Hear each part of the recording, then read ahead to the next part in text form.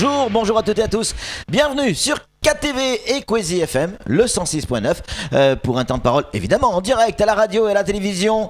Notre premier invité, c'est Daniel Zaidani. C'est sa rentrée politique. Monsieur le Président, bonjour. Bonjour, Monsieur Patrick Meillan, bonjour. Merci d'avoir accepté notre invitation. C'est votre rentrée politique, ça y est. C'est la rentrée scolaire, mais c'est aussi la rentrée politique. Qu'est-ce que ça veut dire une rentrée politique ? Bah écoutez, c'est pour nous l'occasion de démarrer l'année, puisque bon, parfois l'année, on a tendance à dire qu'elle démarre en janvier, mais après les vacances scolaires, on revient sur le terrain plein d'énergie et plein d'idées, et c'est souvent le moment propice pour les présenter. Et d'ailleurs, je profite de l'antenne qui m'est donnée aujourd'hui pour apporter tout mon soutien à notre agent du Conseil général et du service foncier qui avait été, dont le bureau a été saccagé. Je pense que c'est un acte inadmissible qui a été commis, mais je pense que Vous auriez pris quoi comme sanction Est-ce que d'abord, vous auriez pris une sanction en tant que président ? Je pense que la première réaction qu'a eu le conseiller vice-président a été de s'excuser. Je pense que ça a été un choix de bon sens. Maintenant, on peut dans la presse, mais pas auprès de la personne, hein, apparemment. Ah bon, maintenant on ne peut que regretter que dans le cadre de ses fonctions, il n'ait pas pu se maîtriser. C'est un petit peu regrettable. C'est pour ça que je tenais néanmoins à travers cette rentrée politique. Qu'est-ce que vous auriez pris comme décision ? Je pense que effectivement, j'aurais demandé à ce que les excuses soient présentées de manière officielle. Rentrée politique, qui dit politique dit élection. Est-ce que vous êtes candidat à quelque chose, Daniel Zaidani ? Bah écoutez, je sors à peine d'une élection, les élections départementales, pour lesquelles j'ai un certain nombre de missions à mener, que j'essaye de faire en travaillant de mon mieux avec les élus qui ont été votés au même moment que moi. Maintenant, je pense encore là aussi que nous avons la latitude de me juger sur les 6 prochaines années. Et pour moi, actuellement, mon présent, c'est le mandat que j'occupe. Donc en aucun cas, vous y pensez quand vous vous rasez à la députation législative ?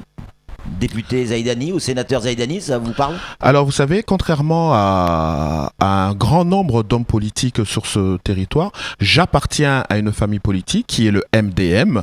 Comme je l'ai dit, c'est la rentrée politique du MDM. Et il appartient effectivement à notre parti de se présenter et de déterminer les candidats les plus... Il y aura un candidat MDM ? Bien évidemment, nous sommes un parti. Et vous êtes la tête de liste du MDM. En règle générale, c'est la tête de liste qui y va. Pour les élections départementales, j'étais la tête de liste puisque on peut considérer que j'ai conduit ces élections départementales. Les élections législatives, voire sénatoriales, c'est autre chose, c'est une autre manière d'appréhender les votes. Et comme vous le savez, c'est en 2017, mais aujourd'hui, je pense que personne ne comprendrait que des candidats se déclarent dès à présent, alors qu'on les attend dans le mandat qu'ils occupent actuellement. On verra, on va recevoir Saïd Omar Wali mercredi sur cette antenne, il sera à votre place. On verra s'il va se déclarer ou pas. On va revenir sur le rififi du côté de la SPL 976 avec, ça vous parle forcément, vous étiez le président. Qu'est-ce qui se passe à la SPL ? Ben, j'aimerais savoir ce qui se passe parce que moi je suis un petit peu comme vous, j'apprends les choses au fur et à mesure dans les médias. Comme vous l'avez annoncé, j'étais à la tête de la SPL, une nouvelle équipe après la tête de ce conseil d'administration. Jusqu'à présent, au moment où je vous parle, je n'ai jamais eu l'occasion d'échanger avec quiconque dans ce conseil d'administration. En tout cas, je n'ai jamais été sollicité pour avoir mon point de vue. Donc maintenant, comme vous, j'apprends les nouvelles au fur et à mesure dans les journaux, y compris cet article 40 qui mentionnait mon nom. Donc c'est pour cela, sachant qu'il y a maintenant une procédure qui est ouverte, j'attendrai tranquillement que je sois sollicité afin que je puisse développer un certain nombre de points sur lesquels on souhaiterait avoir enfin des éclaircissements. Samuel, sur la SPL. Ouais, je vais revenir sur le moment où cette affaire s'est déclenchée. Je vous avais eu au téléphone, vous étiez dans l'avion, vous avez pris ça comme un guet-apens politique à l'époque. Bah écoutez, c'est vrai que personnellement, je l'avais, lorsque vous m'avez informé de la situation, j'avais été assez surpris puisque 3 jours auparavant, le conseil départemental m'a envoyé en mission en métropole et afin que je puisse défendre le département, chose que j'ai faite. Et renseignement pris, il s'est avéré que finalement cette initiative a été prise unilatéralement par la présidente de la SPL sans consultation auprès du président du conseil général et encore moins du conseil d'administration. Donc maintenant je peux encore une fois comprendre qu'on puisse être intrigué par un certain nombre de choses, qu'on ait besoin d'avoir des réponses claires et précises. Je pense que c'est ce que toute personne, c'est ce que indemnité, etc. Certains pensent que c'est démesuré. C'est ce que toute personne est en droit de revendiquer en arrivant à la tête. Mais force de constater que après presque 5 mois, je n'ai jamais reçu de coups de fil ou appelé ou sollicité afin d'apporter, ne serait-ce d'abord en interne, un certain nombre d'éléments qui auraient permis d'apporter, d'éviter, à mon avis, tout le déballage qui est en train de se faire actuellement. Maintenant, la vraie question qui se pose, c'est de savoir quel est le but réellement visé. Parce que, encore une fois, moi je le dis, je suis un homme politique qui se présente devant la population. Donc effectivement, aujourd'hui, si au lieu de venir m'affronter directement sur le plan des idées, sur le plan des actions, on préfère monter en épingle des affaires, c'est m'attaquer sous un autre front, d'une autre manière, et vous le savez, comme on le dit souvent, on calomnie, et au bout d'un moment il restera bien quelque chose, même si par la suite la vérité éclate. Il y a quand même des questions qui se posent, Daniel Zaidani. Vous faites voter en tant que président du conseil général une subvention d'exploitation, alors que l'exploitation ça semble un peu compliqué par rapport à la loi. Quelques mois, et vous prenez également des rémunérations ou des indemnités a priori illégales, mais rien ne vous oblige à les prendre comme d'autres présidents ont pu faire par le passé, quelques mois avant une élection départementale. Il y a des doutes. Vous savez, je pense très sincèrement, si nous étions animés par une volonté de s'enrichir directement à travers une société telle que la SPL, je pense qu'on n'aurait pas attendu la fin du mandat pour en arriver là. Je crois qu'aujourd'hui, tout a été fait avec la plus grande transparence possible. Les décisions sont prises au niveau du conseil d'administration de la SPL. Le conseil général est informé à travers un certain nombre de délibérations de ce qui va se passer au niveau de la SPL. La transparence est totale sur cette affaire. L'enrichissement n'est pas présent. Nous avons parlé de montants extrêmement élevés, de l'ordre de 100 000 €, ce qui est totalement erroné. Donc, encore une fois, c'est pour cela que je dis que si c'était la quête de la vérité qui animait la présidente de la SPL, je pense que le bon sens aurait voulu qu'elle me sollicite dans un premier temps afin d'échanger comme chacun le fait lors d'une passation. Saïdi Souf est le directeur. Je peux imaginer également que les gens ont envie de travailler avec un autre directeur. Vous savez qu'il doit exister un lien étroit entre son directeur et le président, dans la mesure où le DG est celui qui travaille pour le président, qui mène les actions. Si d'emblée la confiance n'y est pas, on peut imaginer qu'il y ait une volonté de pouvoir se séparer de ce directeur. Mais encore faut-il respecter toutes les procédures et ne pas forcément aller avec un marteau-piqueur alors qu'il suffirait tout simplement d'y aller dans le dialogue et dans l'échange, ce qui me semble aujourd'hui absent lorsque je lis tout simplement les échanges de courrier ou la méthodologie, la pratique qui est mise en place. Moi, je crois qu'aujourd'hui, ce qui est important, c'est d'instaurer un climat de dialogue, un climat d'échange. Cela vaut bien évidemment pour le SPL, mais cela vaut également pour le reste des activités politiques qui peut avoir au sein du conseil départemental. Daniel Zaidani, vous étiez le président du conseil général au moment où le conseil général donne la délégation de service public à Idanel pour MCG. Aujourd'hui, et depuis quelques semaines, quelques mois maintenant, il y a une véritable guerre entre la Smart et la MCG. Aujourd'hui, le conseil départemental qui a une vision très claire soutient à la Smart. Votre sentiment là-dessus? Là, on est en plein dans la rentrée politique. Hein. Alors, encore une fois, je pense que si c'est le positionnement de la nouvelle équipe du Conseil général, je ne pense pas que ce positionnement est varié depuis le début. Vous savez, en premier lieu, je tiens à rappeler que le nouveau contrat a été signé, a été délibéré en séance plénière le 4 juillet 2013. Il me semble que durant la procédure qui a été longue, plus de 1 an et demi, presque 2 ans, ça a démarré dès mon arrivée, en 2012, nous avons démarré la procédure. 1 an et demi plus tard, nous avons abouti à déterminer une personne. Et cela ne s'est pas fait comme ça. Je pense que vous avez suivi régulièrement dans vos différentes éditions.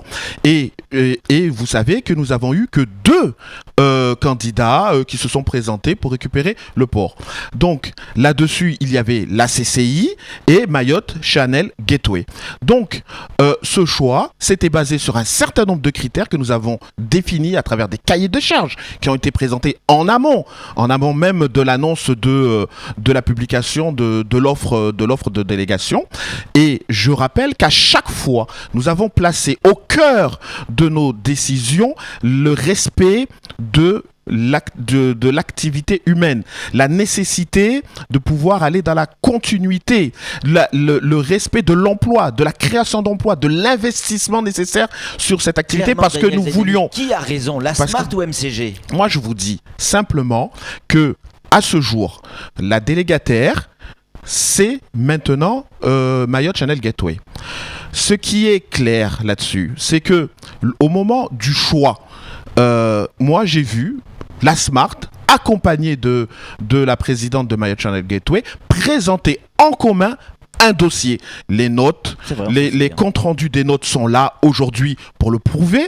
Donc le débat, parce que vous savez qu'on est aussi en train de détourner toute cette discussion, le débat, c'est pas de remettre en question la délégation. Le vrai débat, c'est de prendre le temps d'associer maintenant tous ces partenaires qui sont au port et faire en sorte que ce port fonctionne. Parce que c'est ça que la population a besoin. Vous savez qu'il y a des bateaux qui ont fait demi-tour. Ouais. C'est une activité économique en moins pour Mayotte. C'est un signal négatif qui est donné dans la région. Donc, si nous voulons remplir l'ambition que nous voulons, il faut que le délégant, à savoir le conseil départemental, aille au port pour faire en sorte que les gens s'attendent. Vous l'avez suivi également. Il y avait beaucoup de difficultés lorsqu'il fallait faire la passation avec la CCI. Il fallait solder le passif, il fallait solder l'actif. Cela nécessitait un dialogue permanent entre 3 protagonistes, à savoir Mayotte Channel Gateway, la CCI et le Conseil général à l'époque. Et ce dialogue permanent a permis d'aboutir à un résultat positif. C'est pour cela que lorsqu'aujourd'hui vous me dites qu'il y a des difficultés, qu'il y a un manque de dialogue, qu'il y a des dépôts de plaintes qui sont déposés, etc. Mais je tiens à rappeler que c'est un phénomène nouveau. Avant avril 2015, il me semble qu'il n'y a jamais eu d'encre dans les journaux concernant un litige concernant la Mayotte Channel Gateway et la Smart. Mais cela est apparu depuis avril 2015. Depuis avril 2015. Parce que je pense que la méthodologie, la méthode, la technique pour favoriser le rapprochement et le dialogue a été rompu. Nous avons insisté sur l'aspect humain des relationnels. Vous savez, aujourd'hui les sociétés, chaque représentant de ces sociétés ont leur passé, ont leur histoire. La Smart, c'est Mayotte, c'est 40 ans d'histoire dans le port de Mayotte, c'est la famille Henry qui a œuvré pour le développement de Mayotte. Comment pouvez-vous imaginer un instant que des élus iraient à l'encontre ou œuvreraient pour fermer cette société? Je ne pense pas. Mais il y a le droit qui prévaut et qui ne permet pas, bien évidemment, contrairement à ce que j'ai pu entendre, de dire le manutentionnaire sera la Spark dans le contrat. Cela est faux. Et ceux qui insinuent qu'on pouvait écrire ça noir sur blanc sur le contrat, ce sont des gens qui attisent la haine et qui veulent justement qu'il y ait une confrontation. Moi, je suis pour le dialogue, je suis pour l'apaisement des esprits, parce que je suis pour que Mayotte avance. Et pour que Mayotte avance, il faut que le conseil départemental prenne ses responsabilités, comme le fait aujourd'hui le président du conseil départemental, puisque depuis 2 semaines maintenant, c'est lui qui va aux négociations, contrairement à ce qui s'est passé ces 5 derniers mois. Alors moi j'ai une question assez importante. Vous êtes un homme politique certes, mais vous êtes aussi un homme compétent. Vous êtes notamment en matière économique, aussi en Europe maintenant. Êtes-vous en pourparlers pour travailler chez Mayotte Channel Gateway en ce moment? Est-ce que c'est info ou intox? C'est une information qui circule. Mais c'est ce que je vous dis. Je crois très sincèrement qu'actuellement, nous sommes dans la désinformation. Et cela, moi, je vous le dis très clairement, parce que les choses sont là.